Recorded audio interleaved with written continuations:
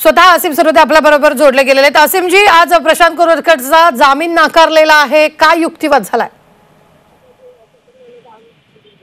मी धन्यवाद मानतो की त्यांनी प्रशांत कोरटकरचा जामीन फेटाळला। महत्त्वाचे मुद्दे जे न्यायालयाने लक्षात घेतलेले आहेत ते ऑर्डर मधून आपल्याला दिसतीलच, पण आम्ही जे महत्त्वाचे मुद्दे मांडले की प्रशांत कोरटकरची प्रवृत्तीच खोटारडेपणाची आहे। तो सतत कायद्याचा अवमान करणारा आणि कायदा न पाळणारा, पोलिसांची किंवा काही राजकीय नेत्यांशी त्याचे जे संबंध आहेत त्याचा गैरवापर तो जामीन झाल्यास करू शकतो। त्यांनी न्यायालयामध्ये सुद्धा अनेक खोटे कागदपत्र, त्याच्या सह्या वेगवेगळ्या असलेले कागदपत्र दाखल केलेले आहे। तो अविश्वास पात्र आहे।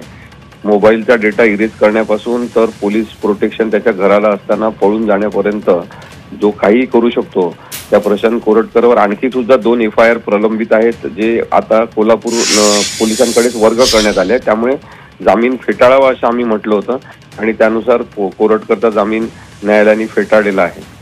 निश्चितच असीमजी, उद्या पुन्हा तो जामिनासाठी अर्ज करू शकतो का, नेमकं काय? आता त्याला सत्र न्यायालयामध्ये जामिनासाठी अर्ज करावा लागेल आणि तो नक्की जामिनासाठी अर्ज करेल असं मला वाटते। बर, निश्चित धन्यवाद। स्वतः ॲडव्होकेट असीम सरोदे आपल्या बरोबर जोडले गेलेले होते।